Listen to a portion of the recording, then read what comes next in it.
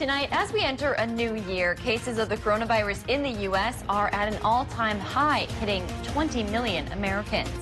Plus, suspects in a shooting in Duluth earlier this week are charged, and we're learning more about what happened.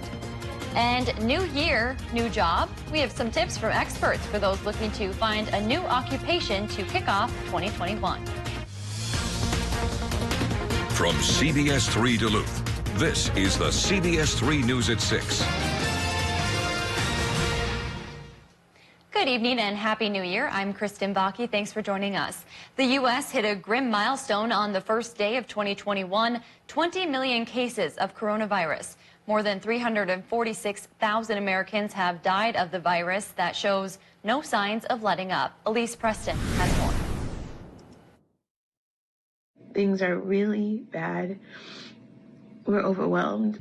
Exhausted healthcare workers are starting the new year much like they ended 2020, trying to save lives in hospitals overflowing with coronavirus patients. This battle, we are so outnumbered. Hospitals are so overcrowded in Southern California, some are beginning to ration treatments. Health experts are predicting an explosion in COVID cases, partly due to New Year's gatherings and people traveling over the holidays. The CDC forecasts 424,000 Americans will have died from the virus by late January, an increase of 80,000 over the next 3 weeks. In Wisconsin, police have arrested a hospital pharmacist accused of intentionally spoiling more than 500 doses of the Moderna vaccine.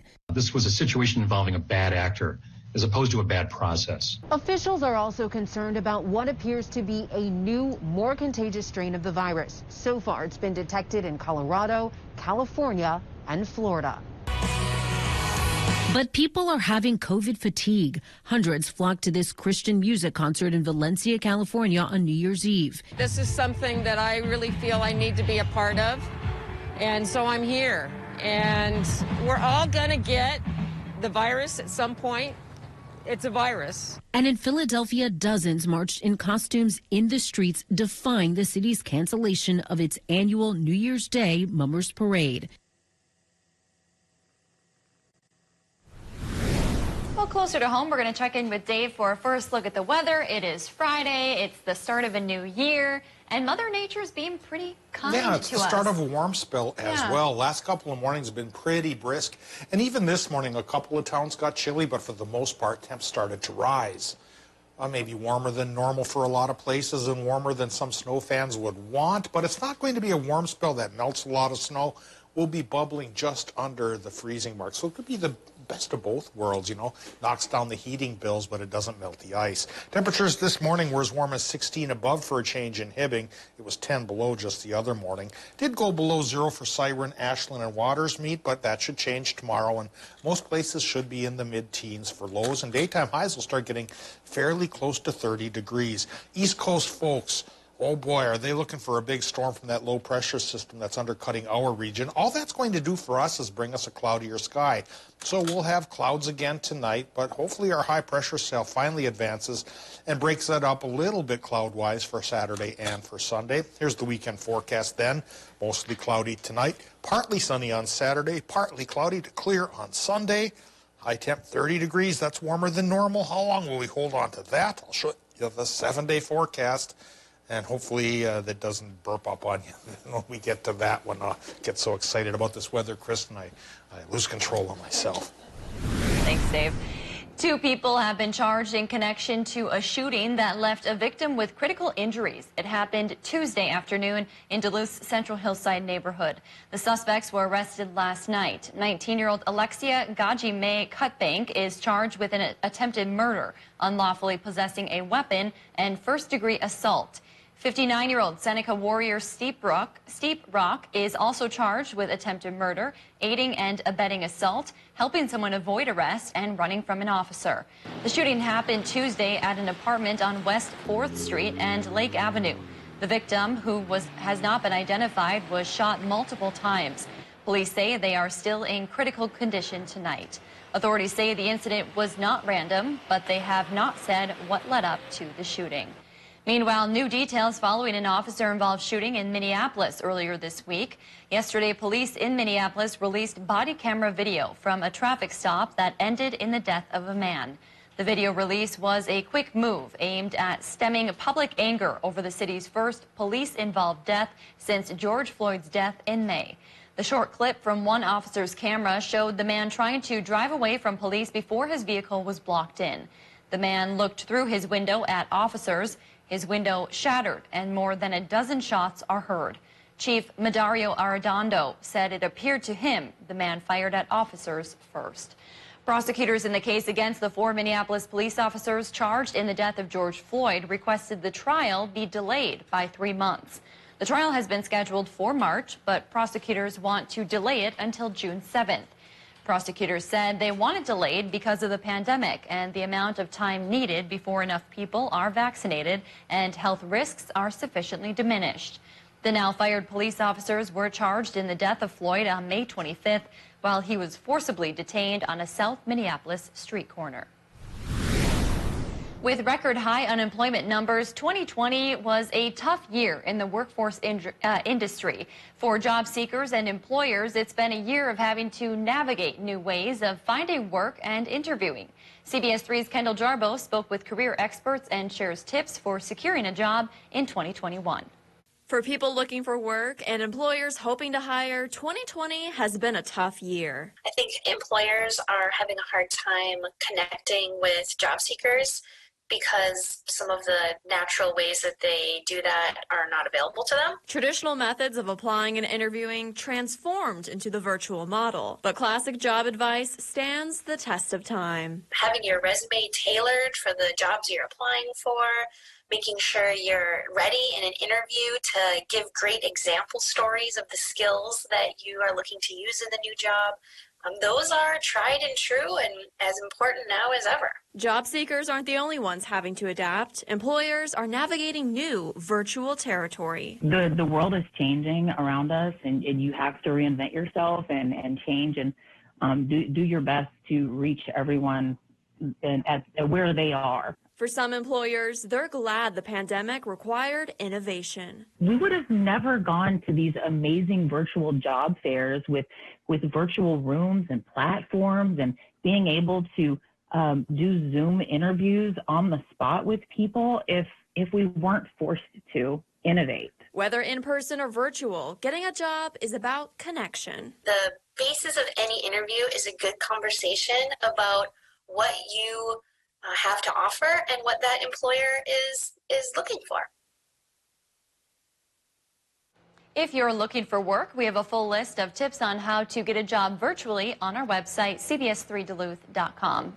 Today, 20 states will raise their minimum wage rates. The minimum wage will increase in some states, such as New Mexico, California, and New York. In Minnesota, the gain is just pennies to a $10.08 hourly rate for large employers. The wage boosts come at a much-needed time for Americans hit particularly hard by the economic fallout of the pandemic. Some lawmakers and business organizations have called for a pause on the scheduled minimum wage hikes, citing the burden on small businesses already struggling. The federal minimum wage of $7.25 per hour has not changed since 2009. The annual John Bear Grease Sled Dog Race is just under a month away, but the usual event that draws thousands up the shore will look different this year. Spectators will not be allowed to gather to watch their favorite mushers. The only people allowed on the course will be a smaller group of volunteers and people competing. Monica Hendrickson, Bear Grease spokesperson, said that they are just excited to still be able to hold their tradition and get the race off the ground. Everything's absolutely different, and we're rolling with the punches, and the number one thing is we just want to get this race off the ground and be able to say that we did it, and we did it safely. The John Bear Grease race starts January 31st. If you would like to start following along virtually, we have that information on our website. Still to come on Live Local CBS3, St. Luke's capped off 2020 by bringing a new life into the world for 2021. 3 and 19 are our normal range of temperatures. Today in Duluth at the airport made 8 to 22. The start of a warm spell that's going to be with us for perhaps a week. Any snow chances in between? Maybe a couple. We'll talk about the odds coming up after our break. For coverage that matters most to you, tune to CBS3. Oh my gosh, wow. Who am I? Wow, is that really me? They are some of the hottest videos on social media. Those videos claiming to instantly get rid of bags under your eyes. Well, this new year, you can celebrate knowing you look your best with Plexiderm. Lifestyle expert Annette Figueroa is here to tell us why she says this one is for real. This one is for real, and I'm so excited. We even have a video that the viewers can watch while you and I talk. And you'll notice the model has bags underneath his eyes and some sagging, and all he uses is a small amount, and that's how easy it is. All right, what's the active ingredient? Okay, so it's silicates that are minerals found in shale rock. And what it does is it tightens and lifts the appearance of bags underneath your eyes. And as little as 10 minutes, no prescriptions, and very little effort. And I did this to my father. We were at home, and we were screaming. 4 minutes, 34 seconds, completely gone. My real true opinion is holy words I can't say on camera. These lines bother me. They really do. And this is absolutely unbelievable. I mean, I could feel it just lifting my skin. It feels great. Looks even better. I'm Neela. I'm 61 years old. I'm a professional personal trainer. It's so important to be in good health and to be fit and take care of yourself. How it makes you feel inside is amazing. Plexiderm, seriously, it fixes all that. It makes you feel as good outside as you do inside. Honest to God, it's amazing. There's nothing there. Like, the bags are gone. And not only does it work on the bags, it works on the appearance of crow's feet, fine lines, and wrinkles. So it targets all those problem areas. So this would be a daily thing, or just when you want to, like, get rid of the bags? And Yeah, it absolutely could be a daily thing. You have high school reunions, you have events you want to go to, you want to look years younger, this is it. This new year is the best time to get Plexiderm for only $14.95 and see it work for yourself after your first application. Your solution is at plexidermtrial.com or call the number on your screen. At Starkovich Distributing in Virginia, we want you to be safe, so please don't drink and drive. Have a designated driver or call a cab. It's not worth the risk. You could get arrested or hurt yourself or others. Don't drink and drive. Your local Minnesota Coors distributor reminds you not to drink and drive this holiday weekend. If you plan on drinking, plan ahead. It's not worth the risk. It is the question that matters the most. ¿Dónde está? That takes you behind the story. Robert. It drives everything we do. It is the foundation of trust. Who did all of this? And the truth that propels us forward. What did you make of that? It is the question. One word, 3 letters long. And without it, our purpose, that's news, and our freedom fade. This is why. When severe weather hits, tune to CBS3 for up-to-date coverage morning and night. Welcome to the Kelly Clarkson Show!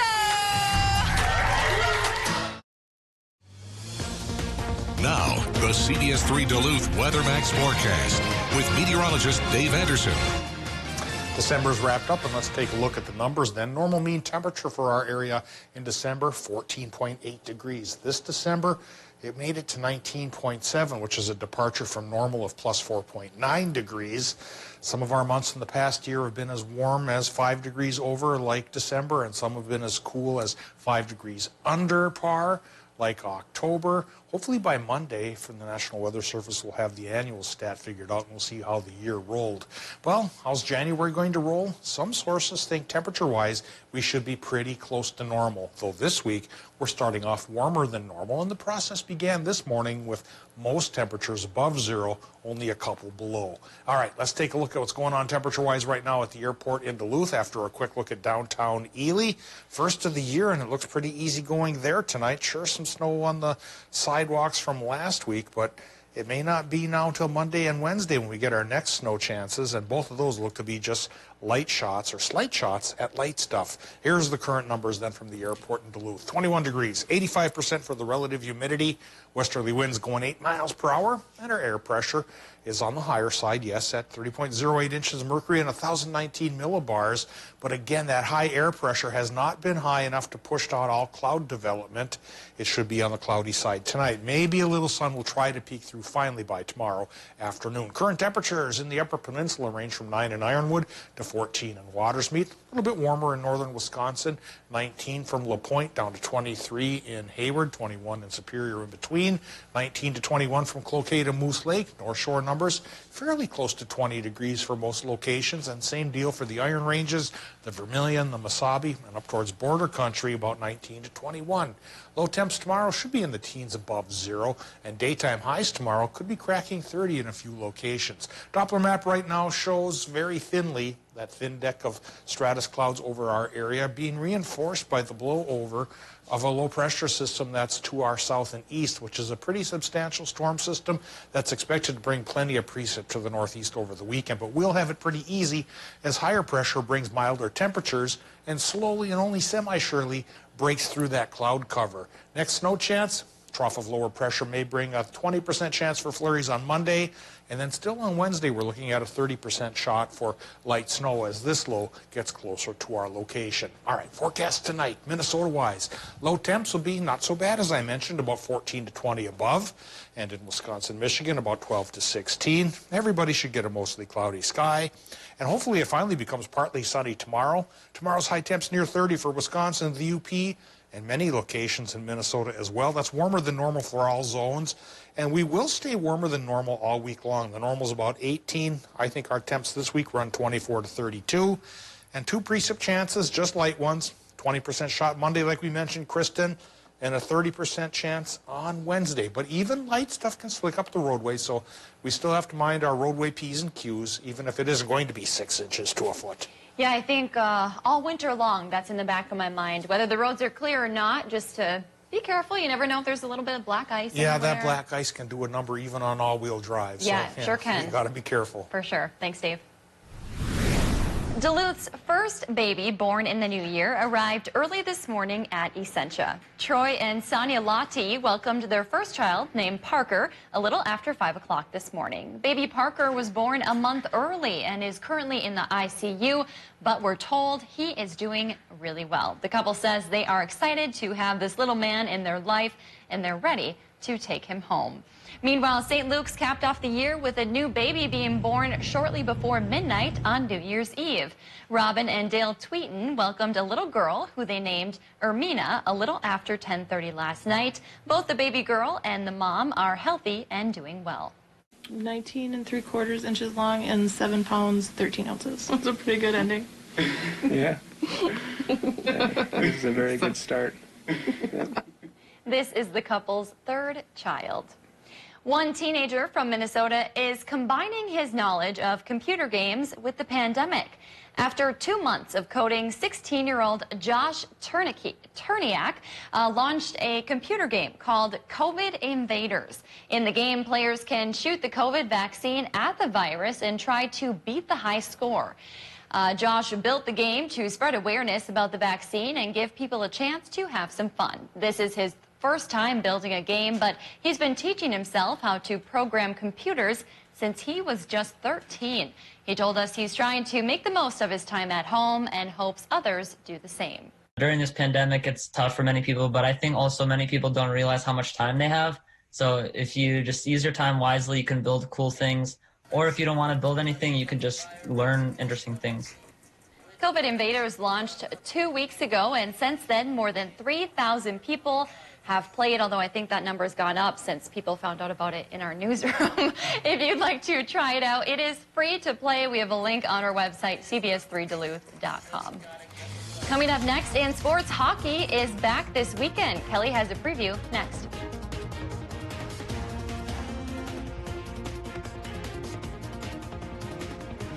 For coverage that matters most to you, tune to CBS 3. When severe weather hits, tune to CBS 3 for up-to-date coverage morning and night. CBS 3 live cams are brought to you by Kohler Chevrolet Buick GMC Cadillac. You're not just getting a car, you're getting Kohler. In recent times, we've witnessed the brave faces of many people all over the world. Now, it's your turn to be one of them. Memorial Blood Centers is building a local and national supply of convalescent plasma to treat patients with serious or immediately life-threatening COVID-19 infections. If you have recovered from COVID-19 or tested positive for the antibodies, we need your help. To donate convalescent plasma, visit NBC.org. If you can't give convalescent plasma, you can still save lives by giving blood. Heart attacks and strokes happen. even in the midst of COVID-19. And at least one will occur while you're watching this. Heart attacks and strokes are medical emergencies. If you experience symptoms of a heart attack or stroke, do not delay seeking care. Call 911 immediately. Hospitals are prepared and can safely treat you. Visit cdc.gov/coronavirus to learn more. My part-time service in the Army National Guard makes it possible for me to be more for the community I call home. I'm a better neighbor because my service has taught me to understand how important it is to be a team player. My training helps me at work when I lead by example. My service in the Army National Guard allows me to keep my community and those I care about safe from threats. Learn more about how you too can live and serve part-time close to home by visiting nationalguard.com. Mining. It's a part of Minnesota's history that affects everyone in the Northland still to this day. From environmental issues to economics and so much more.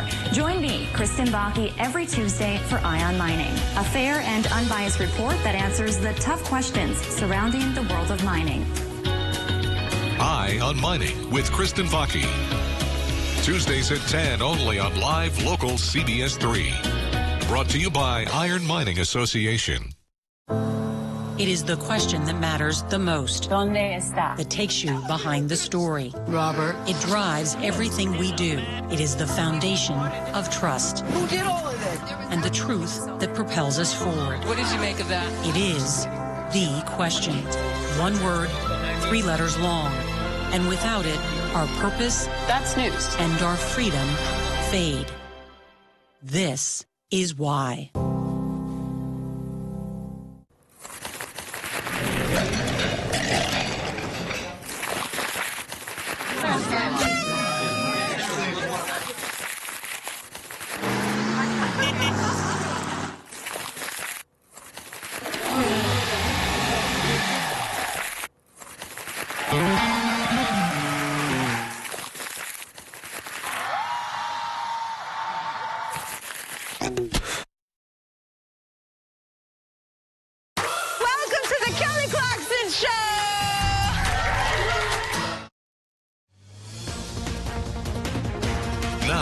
CBS3 Sports with Kelly Hinson.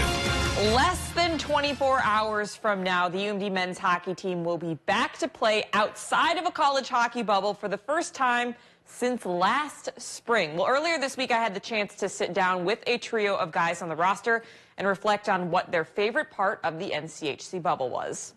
Maybe non-hockey related, hockey related, teammate related, anything. What was each of your favorite part of spending December in the pod? I think they had a really good setup for us, honestly. So like outside of the rink, we had some stuff that we could go do, like in the lobby, we had ping pong and some games and stuff. So that kept us busy along with school. So I think just the whole setup that we had there was really great, especially for the hotel to do that for us and keep us all safe there. So I'd probably speak on the food. I was a little nervous with the food going in, just not sure where we would get it from with all the COVID shutdowns and so on. But they brought it. I mean, the hotel and all the other restaurants we used, it was really good food at the right time, and it's always good temperature and stuff. So I'd probably have to say the food is probably the best part.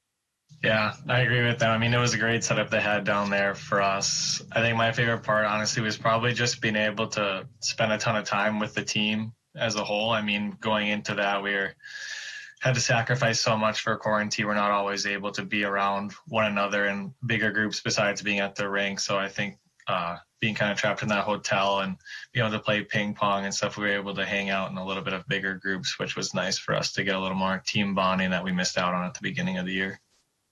Yeah, a lot of time together. Did it ever feel at any moment like too much time, or was it just kind of a blast just getting to hang out with your best friends for 3 weeks? I thought it was a blast. I guess Kobe Ross, probably the only guy I got sick of, honestly. So, I mean, it was really nice for me to get that 4-day break, finally get away from him. Wasn't my favorite guy to see come back from break, but otherwise it was all good.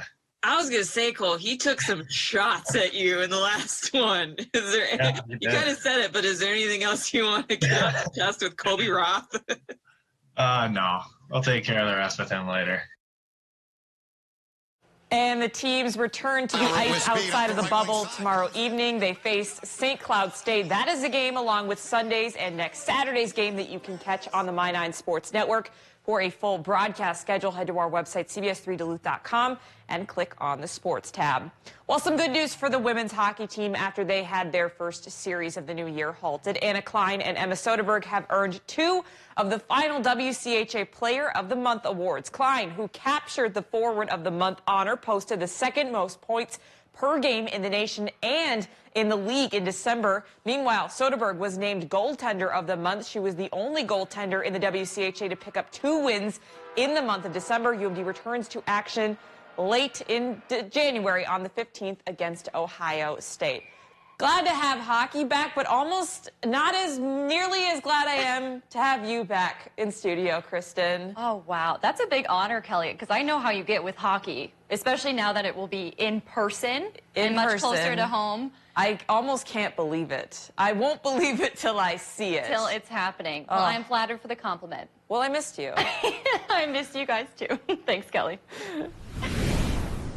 Tonight on the CBS3 News at 10, big changes to the John Bear Grease sled dog race. We're learning spectators will not be allowed to gather to watch their favorite mushers.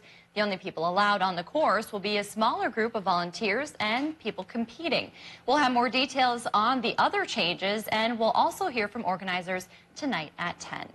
More than 100 at-risk dogs will have a very happy new year thanks to an organization called Wings of Rescue. The group flew the dogs from New Orleans to Michigan and Wisconsin yesterday.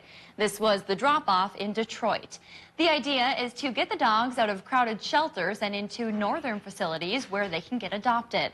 The Michigan Humane Society will give these dogs health checks and then get them ready to find their forever homes. And just a reminder, on the CBS3 News at 5 p.m. every night, we feature an adoptable pet from our region. So make sure to tune in for that because there are plenty of pets who need a forever home, especially in the new year. And Dave, you're here for a final check of the weather. Good day, good weekend to get your dog out for a nice walk. Yeah, and slowly improving sky conditions as well. I've been promising at least partial sunshine for several days, and nature has been putting its thumb down on me saying no. Well, I think tomorrow afternoon it'll finally happen. So higher pressure trying to push in slowly should make for partial sunshine on Saturday and warmer than normal conditions. High temp of 28, almost 10 degrees warmer than normal. For Sunday, clear to partly cloudy and 30. Nice weather to get out and enjoy winter activities. Not warm enough, though, to melt the snow too badly. Monday may be a little iffy temperature-wise there at 32, and that's a chance a little bit there for some flurries. We'll see. Change the future.